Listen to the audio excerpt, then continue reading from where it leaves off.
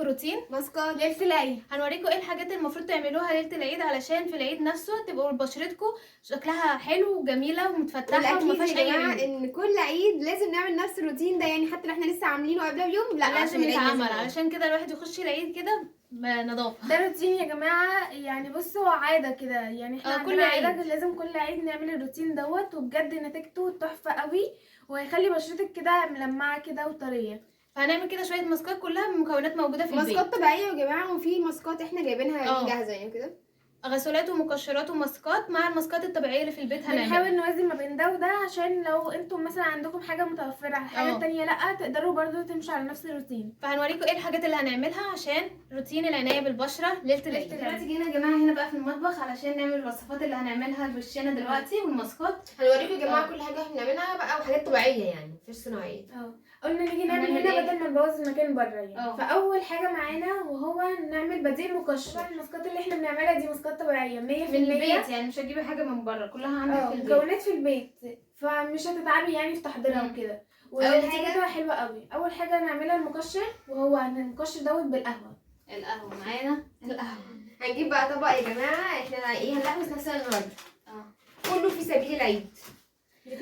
اول حاجه لا ايش واحده بس. اول اول حاجه القهوه، عايزين كمان يا جماعه مع القهوه سكر. هناخد سكر اهو، وكمان العسل. وهاتي معلقه. العسل ده يا جماعه احنا هنعجن بيه، يعني زي هنقلب بيه. فاول حاجه معانا كده هناخد القهوه. انا اللي هحط. حطي في معلقه جوه. في معلقه جوه. ماشي. بقلبي دي. ريحه القهوه لا القهوه دي يا جماعه أنا بحب القهوة. هي مش بتحبها يا جماعه، قد ايه؟ عشان كده حطيناها لها في الوصفه. قد ايه؟ كده حلو. الكميه اللي هتكفينا قد ايه؟ حطي واحده كمان. اول حاجه كده حطيناها، بتوقعي منها. اول حاجه حطيناها كده ايه القهوه، بعد كده على سكر. انا اللي احط. حطي سكر. قد ايه سكر؟ معلقه. مسكره؟ هتاكليها. معلقه. ده بديل يا جماعه اللي عنده سكراب ممكن يعمل السكراب ده. اللي هو بتشتريه من بره ده ممكن تعمليه من البيت، قهوه وسكر. كمان استعمل عسل النحل الابيض العادي جدا. بعد كده هنحط بقى معلقه عسل لزق قوي. انزل. انزل. هاتي معلقه ثانيه. هاتي معلقه ثانيه ننزل بيها كده. هو بينزل اهو كده ننزل. انزل. احنا يا جماعه اصلا كنا مطلعينه بره التلاجة بفتره بس هو جامد. انتوا لما تيجوا تستعملوه ما تطلعوش من التلاجة على طول، سيبوه فتره. تجيبوا زي معلقه كده. وتقلبوا برضو، يعني شوفوا كمية استعملوها، والمفروض يبقى القوام معجون كويس. دلوقتي كده عملنا اللي هو المقشر اللي بالقهوه والسكر والعسل. كده عملنا المقشر الاولاني ده بديل للسكراب اللي احنا جايبينه ده. ده جايبينه برده جديد، هنعمل منه كده، وده هنعمل ده بديل لو انتوا مش عندكم المقشر ده. دلوقتي بقى هي هتاخد من ده المقشر اللي احنا عملناه مع بعض. احنا قلنا كمان نعمل هنا عشان ما نبهدلش المكان بره. واحنا عايزين من السكراب ده. السكراب ده احنا جايبينه ده بالمانجا. يلا بقى يا جماعه عشان هنلغوص الدنيا اهو كده نفرد هنا على المناخير والوش. ساقع قوي. هتلاقي بقى مستقى عشان تعرفوا بس ايه قيمة المواد الطبيعية. المواد الطبيعية احلى. هنشوف يا جماعه اللوك النهائي بجد مش هتعرفونا. انا بقى يا جماعه كركم وقهوه. لا هو مانجا. هو نفس لون الكركم يعني. ده لون كاري. لون كيري، ده جيب كيري. هنعمل بقى اهم حاجه في المقشر انكم تقعدوا تفركوه كده علشان يشيل اي حاجه في البشره. عشان يشيل يا جماعه اللي حصل في الشمس اللي عملته فينا. من العيد للعيد بقى يشيل لكم كل ده. ويعمل برضو. انا مش شايفه اساسا. انا معايا انا شايفه. يا جماعه دي النتيجه بعد المسك. مش عايزه ابوظ الطرحه. لازم تدينا يا جماعه الناحيه دي بجد عشان هي بيطلع لها تصبغات. اسمها تصبغات ولا تصبغات؟ تصبغات. بالصاد. اهم حاجه لا انا بتكلم على الغين. فرق كده بالغاء مش بس. كده دلوقتي بقى اهو عملنا احنا المقشر اللي احنا جايبينه من بره اللي هو بالمانجا. والمقشر اللي احنا عملناه بالقهوه وريناكم طريقته، وهي يا جماعه يعني القهوه دوت بديل اللي ما عندوش اللي ما عندكوش ده سهل جدا اهو. ده كده القهوه كان قهوه وسكر وعسل، تقلبوهم مع بعض وتدوبوا كله، وبعد كده تدهنوهم. تعملوا اهم حاجه في المقشر ان هو فرق كده عشان لو في اي حاجه في البشره كلها اي مايز يا جماعه ويروح يعني. فكده اول حاجه معانا بدأنا بالمقشر. هنروح نغسل وشنا ونرجع لكم تاني. دلوقتي دلوقتي بقى يا جماعه بعد ما غسلنا وشنا بعد المقشر، شايفين بقى ايه البشره. رايكم؟ بقت يا جماعه. عايزاكم على انتم يا جماعه تتكلموا. بصوا البشره، بصوا نتفت على الاخر بصراحه. احلى حاجه في المقشر انه بينضف البشره، ان هو قبل ما تبداوا تعملوا اي ماسكات تبقى البشره نظيفه، ما تحطوش على بشره تكون مثلا ملوثه او مش غاسلينها كويس ومش عاملين لها مقشر. هنشف بقى وشنا دلوقتي ما وهنخش على على عشان احنا غسلناه. وهنخش على اول ماسك نعمله مع بعض. نشف بقى وشنا كده كويس علشان الميه كلها تنشف. كده هنعمل بقى الماسك الاولاني، هو معانا كركديه كركديه مطحون. مطحون زي ما انتم شايفين كده، ده كركديه. شايفه اللي هي وهنحط باين؟ كمان، هنجيب كده طبق وطبق، هنجيب طبق ونحط فيه الكركديه دوت كركديه. بتحطوا كميه اللي انتوا عايزينها.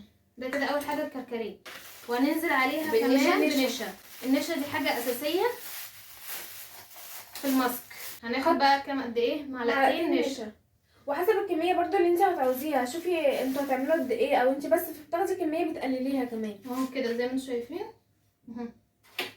بعد كده هنحط عليه زي معلقتين لبن، ولحد وهنخلط برضو كل ده بقى ما مع بعض. يتماسك. بعد كده اهو حطينا عليه اللبن ماسك الكركديه بالنشا ودوبناهم اهو زي ما انتم شايفين باللبن. كويس بصي يا جدا. جماعه لونه وردي كده عشان يسيب نتيجه ورديه كده في وشكم. اهو شايفين اهو. هندهنه بقى نحطه على بشرتنا. بصوا بيرطب البشره حلوه قوي يا جماعه، وبيشد البشره كمان عشان فيها نشا، وبتخلي بشرتكم كده لونها بينكي كده وحلو. بس خلي بالك لا يقع بره. هناخد كده بالمعلقه وادهن ادهن ادهن. عايزه اخد بالظهر بتاعها تقع الايد احسن اه. عشان المعلقه مش نافعه. هنكمل دهني بقى يا جماعه. هنكمل تاخدوا كده بايديكوا احلى حاجه بصراحه. ايوه الايد ادهنوا مريحه كده. كده. شايفين كده كده كده كده كده. ده بقى بيخلي خدودكم مورده كده وحلوه. اه.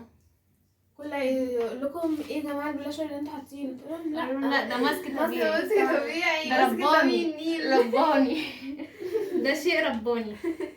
ادهنوا احس جامد. ان انتوا بتعملوا الحاجات دي محدش يشوفكم. ادهنوا جامد جامد اهم جامد. حاجه عند منطقه المناخير. عرفتوا بقى احنا قلنا ندخل المطبخ ليه؟ ايوه يا جماعه عشان الغوصة اللي احنا عاملينها دي. اهم حاجة ابعدوا بعيد عن عينيكم. الكركديه دي حاولوا تسيبوها على بشرتكم على قد ما تقدروا يعني. بتبقى مفيده قوي. وكده يا جماعه ده اللوك النهائي إيه بتاع رأيكم؟ ماسك الكركديه. ماسك إيه الكركديه رأيكم؟ بالنشا. بصوا ده احنا دلوقتي بشرتنا مورده بقى. بصوا بينكي. خدوه وانزلوا يا جماعه على الشارع.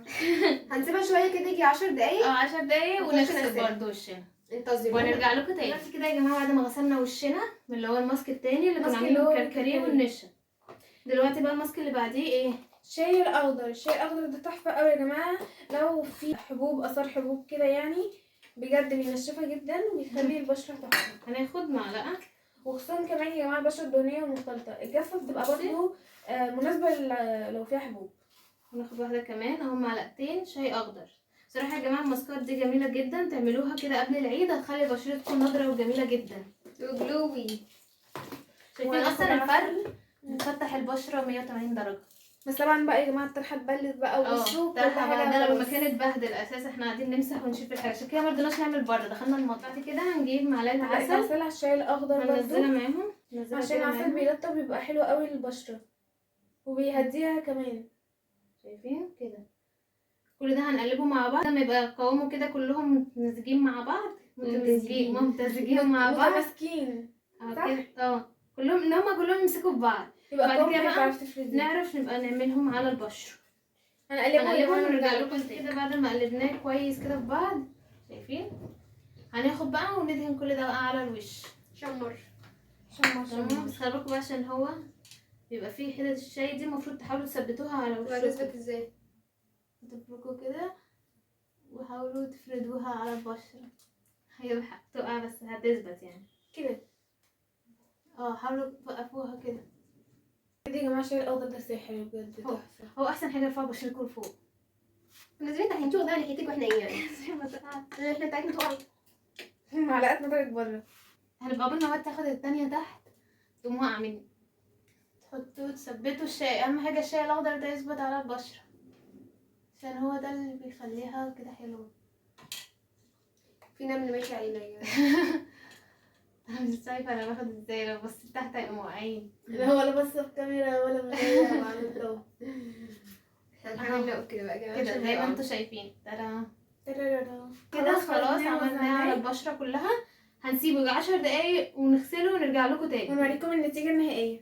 حاولوا اهم حاجه تثبتوا الشاي الاخضر ما على تعملوش البشرة. اي حركه في الراس يا جماعه. يعني انتوا كده. بتحطوه كده. تقفوا تستنوا عليه. يا جماعه بعد ما غسلنا وشنا شايفين البشره، شايفين ايه رايكم؟ لو تمام. جربتوا الماسكات دي قبل العيد هتخشوا العيد بشرتكم جميله وروعه جدا، هتلاقوها يا جماعه جلوبي كده، وفيها لمعه طبيعيه بقى من غير هايلايت وبتفتح ولو في اي حبوب ما قبل العيد هتشال. وبتخلي البشره نفسها موحده يعني. مترطبه كمان، وطريقه حلوه قوي. فما تنسوش بقى لو وصلتوا معانا لحد ما تنسوش اللايك وسبسكرايب وتفعل زر الجرس عشان يوصلكوا كل فيديو جديد احنا بنعمله. كمان بقى هنخش على الماسك اللي معانا. اخر الماسك يا جماعه، الماسك ده اللي بيسبب العذاب ده ماسك بسبب ان بالليمون. انتوا بتدهنوه هنا بقى وتيجي تشيلوه بجد استنوا بيوجع. عليه ماسك ينشف. قوي صعب. لازم ينشف وبعد كده بتشيلوه، هو بيبقى مكون طبقه واحده كده ده عشان وبتشيلوها يشد كلها الوش. مره واحده. الوش ويغطيه. ده ماسك ايه بالليمون، قناع للشد وتغذيه البشره. ده جميل جدا، هنعمله بقى دلوقتي. خدي، هو بيبقى قوامه كده، خلي بالك مش بالك، خدي. اسفه. هو بيبقى شفاف كده، اصفر شفاف. هو بالليمون. تاخدوه تفردوا بقى على البشره كلها. بصوا يا جماعه، ده مش جاي. ده وش، ده وشك تعالوا اهو. بيبقى شفاف اهو. فانتوا حاولوا تفردوه على قد ما تقدروا كده على البشره، يكون سمكه يعني وسط، اللي هو لا خفيف قوي عشان تعرفوا تشيلوه، ولا تقيل قوي يبقى تخين. قوامه حاساه عايز يتاكل، حاساه كده عسل. معرفش، لا ريحته بسطرمه. صح. اهم حاجه المنطقه بتاعت المناخير والخدود هنا دي. ودلوقتي كده بعد ما نشف، شايفين وسيبناه يجي ربع ساعه كده، لازم تسيبوه ينشف عشان لما تيجوا تشيلوه يطلع كله طبقه واحده. بس احنا مش عارفين نكمل. بدأ يطلع حته كده ان هو نشف. شيلوا بقى يشال. يلا عايزين نشيل دور بقى الحتت اللي طالعه، انا مش شايفه حاجه اهي. اهي بصي اهي جامد قوي. شايفين الطبقه،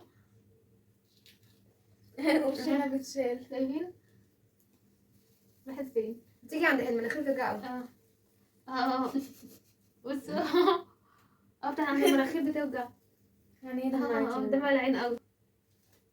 كله الشال. شايفين؟ لازم تشيلوا كده. اصعب حاجه ده في الماسكات كلها هو ده. شيل في الحته دي. شايفين؟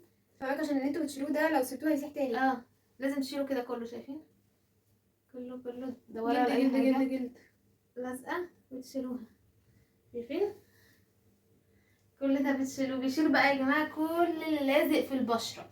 يعني انتوا اي حاجه مش عارفين تطلعوها من البشره ده اللي بيطلعها. بعد ما غسلنا وشنا بعد المقشر اللي عملناه اللي هو الاخير ده، بصراحه بيشيل كل حاجه لازقه في الوش. الروس السوداء والدهون والحاجات دي، بيخلي البشره جميله جدا. وكمان الماسكات اللي عملناها كلها من اول الفيديو بتعمل تفتيح، وكمان بتشيل الحبوب، وكمان مقشر يعني بيشيلك اي حاجه في البشره كلها. نتيجة فورية بجد بجد. بتحسي بشرتك كده بتتنفس وفريش كده، ومعلهاش طبقات كتير كده، او حاسه ان بشرتك حرانه كده، او بتحس ان هو بشرتك خفيفه جدا من كتر النظافه والنضاره اللي هي فيها.